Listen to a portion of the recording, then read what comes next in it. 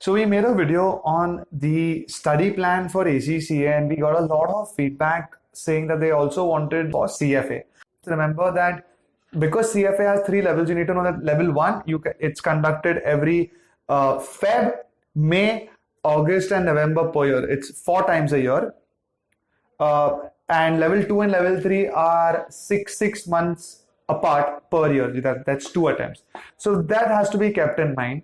The earliest that the institute allows us to complete CFA is 1.5 years, because it expects that you have, even if you pass level 1 and the level 2 attempt is coming in less than 6 months after you pass, you cannot appear for it. You need a minimum gap of 6 months between level 1, level 2 and level 2 and level 3. So even if you complete everything quickly, it will take you approximately, I'm taking 6 months to study and then 6 months to complete level 2 and another 6 months to complete level 3.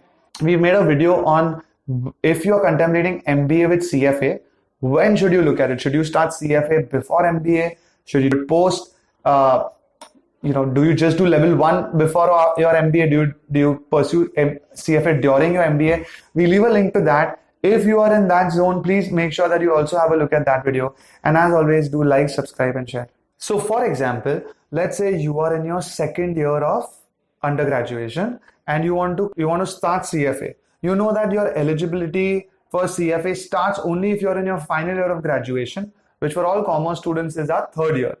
That means you cannot appear for CFA before that, even if you are prepared. So what do most students do, right? If you're in your 1st year, you don't want to wait all the way till your 3rd year. But you can't even start preparing for CFA right from year 1. It won't take you 2 years to learn CFA. The best time to start studying for CFA is in your 2nd year. So 1st year, we would suggest invest your energies in learning things such as Excel. There are basic finance programs. By the way, we also train candidates for CFA. We also have these pre-learning modules. So first of all, whether for the pre-learning bit or for CFA overall, if there's anything you'd like to reach out to us for, we leave the number below. That being said, the fastest way is when you're in your SY or in your 2nd year, you start studying for CFA. As soon as you come in your 3rd year, the August attempt for level 1 or maybe the November attempt, you should appear for your level 1 in one of these 2 attempts. The ability to clear in the first go is important if you want to speed up your process. Plus, if you've had enough time to study, right, more than 6 months to study, you should not have a difficult time really clearing level 1. For level 2, as I said, right, you've got to wait for a minimum of 6 months. If you've not started working already during level 1, immediately after level 1, do take up a job. It's better for CFA students to not just study post level 1. Even though it might seem difficult and daunting and you've not done it, take up that pressure. It will be useful in actually, eventually, when you're done with level 3, your combined experience with the fact that you've completed level 3 will give you the highest boost. Do not only study CFA is our recommendation. So after 6 months, that is post-graduation, in your 1st year, you complete CFA level 2 and another 6 months, you can complete level 3. After clearing level 1, so that's between level 2 and level 3, if you want to take pauses, you can, because CFA has value even per level.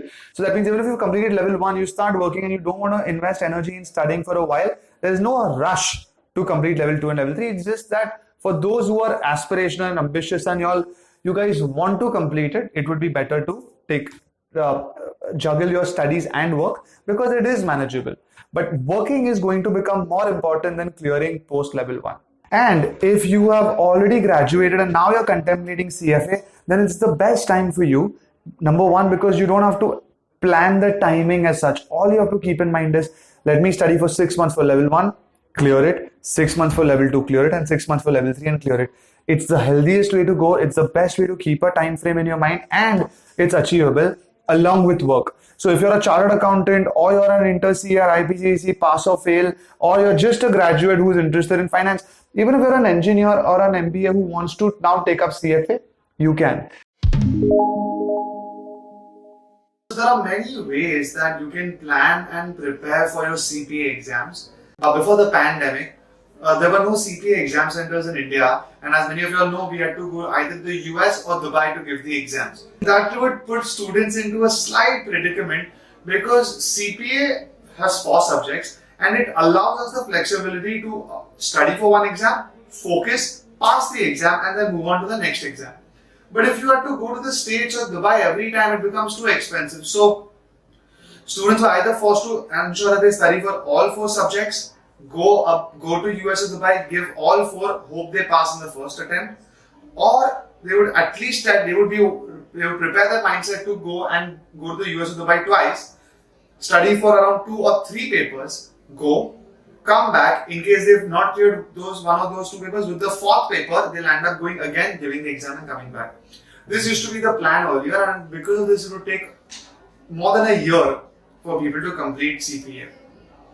It sometimes actually would also work in their benefit, because if you're forced to study so much and because it's expensive, you might even appear with more gusto. But this is pre-pandemic. Now, CPA has 8 exam centers across India, across all the major metros, and this gives all of us a huge advantage, because if just the one major point that we believe in education has always worked in the favor of students. If there are 4 subjects, and these are what we call on demand, which means you can give these exams as and when you want, and you don't like CA have to give all of them together. In that case, you can focus on one paper, ensure that you've done it thoroughly, give the exam with all your concentration, clear it, and then move on to the next paper. That is the healthiest way to do it, and that's what's possible today. So what we would suggest is, first of all, you can complete CPA comfortably within a year, and that's what our highest recommendation is. But beyond that, it can go on for 18 months or slightly more, and you can complete it in less than a year. So how do you do it in a year, right? There are 4 subjects. Simple math, you should take on an average 2.5 months to complete each subject, revise for half a month, give the exam, clear, and move on. No matter what you're doing, if you're working, if you're busy, all of us have those kind of reasons, but the ones who land up completing it in a year really make their time worth it, and it's not that difficult to manage. So 2.5 months on an average, study for a subject, complete it, and then spend another half month in preparing, sort of revising, give mock exams, clear the exam, and you're done. If you're going faster than that, that's great. In that case, you can probably study for all the papers together, or take 2.5 months, in 5 months complete 2 subjects, and then in just 2 weeks give the exams again. So you'll be able to keep on shrinking the time frame more and more. And if you're not working for whatever reason, which we don't recommend, always be working along with your studies if you can for these kind of professional qualifications. You might be able to study, instead of spending 2.5 months on one subject, you might be able to spend a month and a half covering up. Maybe you're a chartered accountant who's now taking a break and taking up CPA. For you, putting in that energy, studying, and by the way, if you're a CA, please understand CPA as an exam is different. You can't just say that because I've completed CA, I'm sure you'll find it easier to complete CPA than maybe somebody who's not a CA. But the way you've cleared your CA might not overlap with the exam approach for CPA. So you can completely shrink the time frame, finish each CPA subject in a month, maybe a month and a half, and give the exam and move ahead. Lastly, if you look at it, remember there's a rule. Once you start paper number 1, you have to complete the other 3 papers within 18 months. Otherwise, if that 18-month period has crossed, the first exam you gave, that will lapse and you have to re-give that exam. So try and not take more than 18 months, even including the first paper. That's for those kind of candidates who either for whatever reason are just unable to study as much, give that kind of time for the CPA exam, too much burdened with work, or unfortunately you've not cleared a paper after trying it once or twice, which in CPA is a little rare. So yeah, that's the way you give it. The subject order, all I can suggest is always do audit after FAR, which is a financial accounting paper. The BEC and the regulation papers can be done before or after. There is no hard and fast rule. A preference I would suggest is do BEC, then Reg, then FAR, and then audit.